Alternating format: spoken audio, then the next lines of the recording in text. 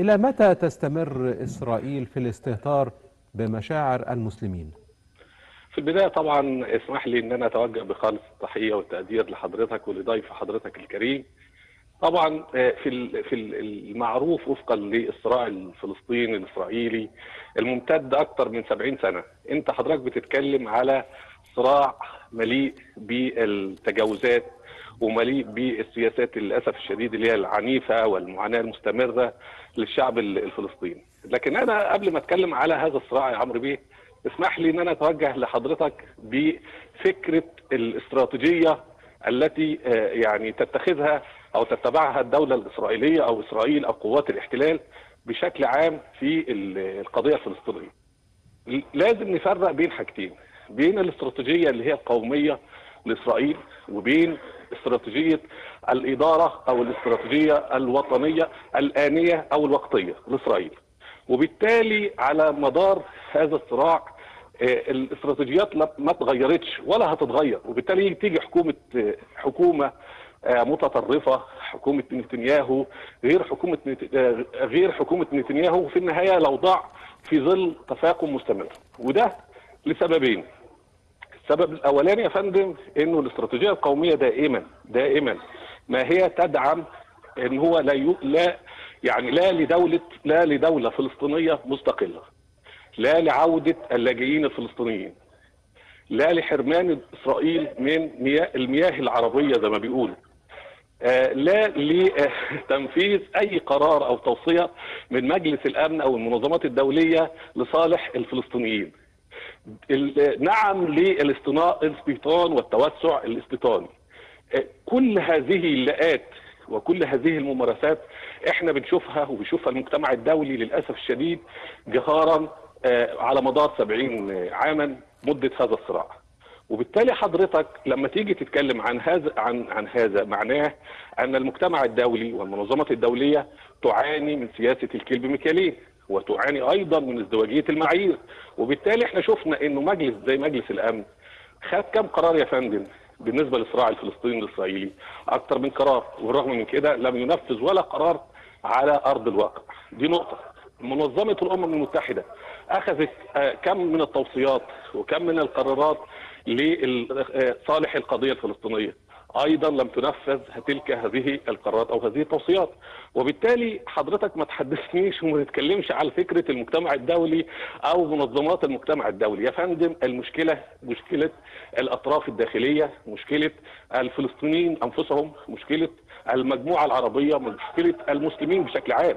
اما ان احنا ننتظر المجتمع الدولي يحل الصراع الفلسطيني ده امر صعب جدا، ويبقى كده احنا بنتكلم وخلاص. يعني ده يعني كلام، لانه الكلام كتير في هذا الموضوع، واحنا شفنا للاسف الشديد صراع قد ايه كم يعني وصل لدرجه المعاناه للشعب الفلسطيني من قتل ومن تعذيب ومن تهجير ومن اشياء كثيره جدا. انت حضرتك بتتكلم وفقا للارقام في سنه 22 اللي هو بيعد وفقا للتقارير الدوليه من اكثر او من ضمن الاعوام الاكثر دمويه في صراع او في سنوات الصراع الاسرائيلي الفلسطيني، لان حضرتك بتتكلم عن قرابه 230 قتيل فلسطيني في خلال هذا العام. حضرتك بتتكلم عن 900 مبنى تم هدمهم على رؤوس الفلسطينيين خلال عام 2022. حضرتك طب هنا سؤال يا أستاذ أحمد، لماذا المجتمع الدولي لا يبالي بما يحدث للفلسطينيين سواء في الضفة الغربية أو قطاع غزة، بينما يقيم الدنيا ولا يقعدها لما يحدث في أوكرانيا ويدين روسيا التي تغزو أوكرانيا ويفرض عليها العقوبات؟ ما الفارق بين الحالتين؟ الفرق يا فندم ان احنا في النهايه لما نيجي نرجع للمنظمات الدوليه والمجتمع الدولي، هو اساسا وجد تحت اي غطاء، وبسبب يعني ما هي الاسباب التي اوجدت هذه المنظمات؟ هنجد ان هدفها واحد اصيل ورئيسي ما اتغيرش يا فندم، الا وهو تركيع الشعوب من اجل استمرار هيمنه القوى العظمى وعلى راسها الولايات المتحده الامريكيه. وبالتالي يا فندم ازدواجيه المعايير زي ما حضرتك يعني ذكرنا لحضرتك، والكيل بمكيالين ومراعاه المصالح هي للاسف الشديد اللي بتتخذها دايما القوى العظمى في تعاملها مع القضايا، سواء كانت القضيه الفلسطينيه او القضايا اللي هي موجوده في مناطق الصراع اللي احنا شايفينها في سوريا وفي ليبيا وفي اليمن وخلافه. وبالتالي يا فندم الوضع في روسيا الامر مختلف. انت قدام روسيا بتحارب الولايات المتحده الامريكيه كطرف اخر على ارض اوكرانيه، وبالتالي يا فندم لابد ان كل المجتمع الدولي وكل منظمات المجتمع الدولي والامم المتحده ان هي يعني يحدث نوع من انواع الاستنفار. واخد بال حضرتك؟ زي ما احنا شفنا من بدايه العمليه العسكريه الروسيه في خلال 4 ايام مجلس الامن عقد اكثر من مره بشكل طارئ، شفنا منظمه الامم المتحده، شفنا العقوبات اللي هي لم تحدث في التاريخ تجاه الدوله الروسيه. وبالتالي يا فندم لا، الازمه الروسيه الاوكرانيه كشفت جهارا وكشفت للعالم كله يعني زي كده زي يعني وضوح الشمس قد ايه المجتمع الدولي بيعاني من ازدواجيه الصراع، من ازدواجيه المعايير في التعامل وفي التعاطي مع القضايا في الشرق الاوسط، وخاصه القضيه الفلسطينيه.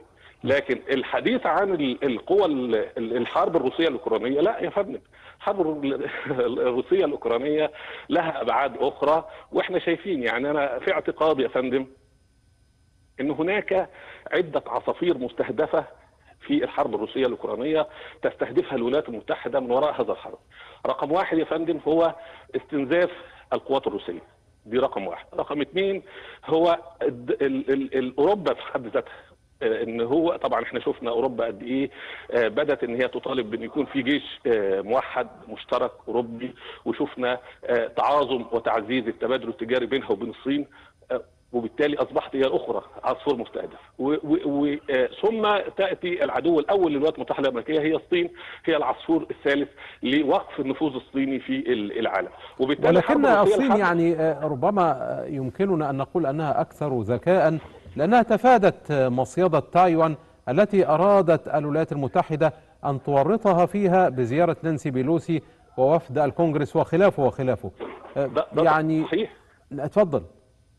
صحيح يا فندم، احنا طبعا شفنا الصين ازاي تعاملت مع الازمات الاخيره، لان في النهايه الصين يا فندم بتتعامل بسياسه الصعود الصامت من اجل الصينيين مشهورين بالنفس الطويل.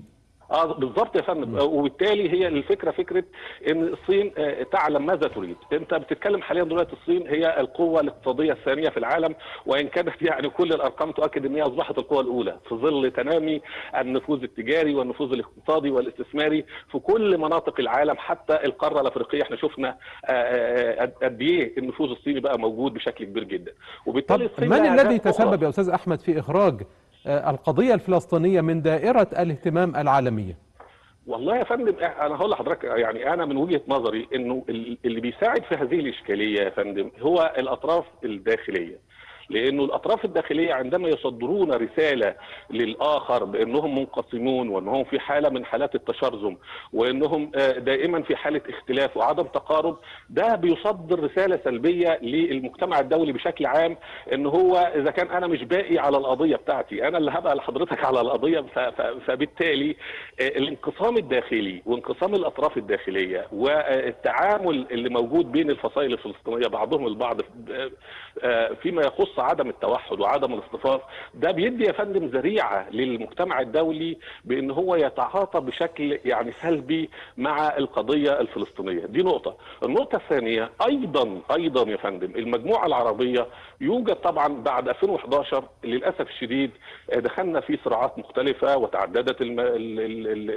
مناطق الصراع وتشابكت الامور وتشابكت المصالح وحصل نوع من انواع التعقيدات بعد 2011، وبالتالي القضيه الفلسطينيه رغم ان هي يعني ما زال الحديث عنها انها قضيه مركزيه، الا انه يا فندم تاهت وسط الصراعات الكثيره اللي احنا شفناها في دول عديده من الدول العربيه او من المنطقه العربيه، وبالتالي اصبحت ده هيؤدي في النهايه الى تراجع الاهتمام وتراجع التنافس الدولي على القضيه او انهاء القضيه الفلسطينيه، وده احنا شفناه يعني. دي نقطه. النقطه الثالثه وانا اريد ان انا اذكرها وسلط الضوء عليها يا فندم، الا وهي فكره تغليب المصلحه الثنائيه من قبل بعض الدول العربيه. يعني تغليب المصلحه الصينيه، يعني بمعنى يا فندم لو انا في منطقه صراع معينه واخد بال حضرتك، وبعدين مصلحتي مع احدى الدول العربيه تتقاطع مع مصلحه اخرى، فبالتالي بتتخذ بعض القرارات الخاصه بعيدا عن الهدف القومي او بعيدا عن الوحده العربيه او بعيدا عن الرؤيه او القرار العربي. وده ايضا للاسف الشديد كان عامل مهم جدا في تهميش القضيه الفلسطينيه خاصه بعد احداث 2011، وده احنا شفناه على ارض الواقع. وبالتالي طب استاذ احمد، يعني ما هو الموقع الاعرابي للعرب الان في الساحه السياسيه الدوليه؟ هل هم في موقع الفاعل أم المفعول به؟ ولماذا ولمتى؟ هو خلينا برضو نتكلم بروح تفاؤليه شويه يا فندم، انه خلال العام الماضي 22 يعني دبت زي ما بيقولوا كده يعني بوادر امل. يعني شفنا القمه العربيه اللي حصلت مع الولايات المتحده الامريكيه في السعوديه، وشفنا الصين ايضا اتت الى جده والى السعوديه، وشفنا قمم متعدده تعكس مدى الاهتمام او التنافس الدولي على القاره الافريقيه وعلى المجموعه والمنطقه العربيه والشرق الاوسط. ده طبعا يصب في صالح الدول العربيه.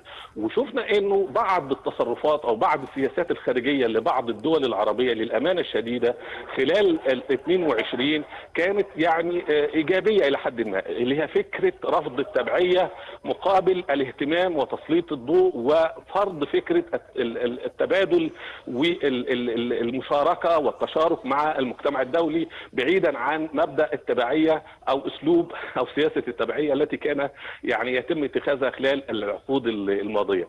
كل هذه مبشرات وكل هذه امور تدعو الى التفاؤل، لكن في النهايه هذا الامر مرهون يا فندم على فكره التكامل العربي المشترك، فكره تعزيز العمل المشترك، فكره التكامل ايضا الاقتصادي بين الدول العربيه. لان انت في النهايه حضرتك يعني تحدثت عن الوحده والاصطفاف، ما ينفعش ان انت تتكلم من غير ما تذكر فكره اهميه دور التكامل الاقتصادي، على اعتبار ان دايما المجتمع الدولي دايما يبحث عن مصالحه الخاصه، ومصالحه الخاصه دائما يعني على القائمه المصالح الاقتصاديه والمصالح التجاريه. وبالتالي من خلال المجموعه العربيه لو هم قدروا من خلال جامعه الدول العربيه، اللي انا ارى ايضا يعني ضروره اعاده هيكله الجهاز الاداري داخل جامعه الدول العربيه لتكون منظمه فاعله يتوحد العرب تحت مظلتها، ده امر مهم جدا. هيبقى لينا في ظل هذا التنافس الدولي والاهتمام الدولي اللي احنا شفناه 2022 هيبقى لينا على الاقل كلمه يقدر المجتمع الدولي في ظل تشكيل نظام عالمي جديد يعني يهتم بيها ويبدا يعني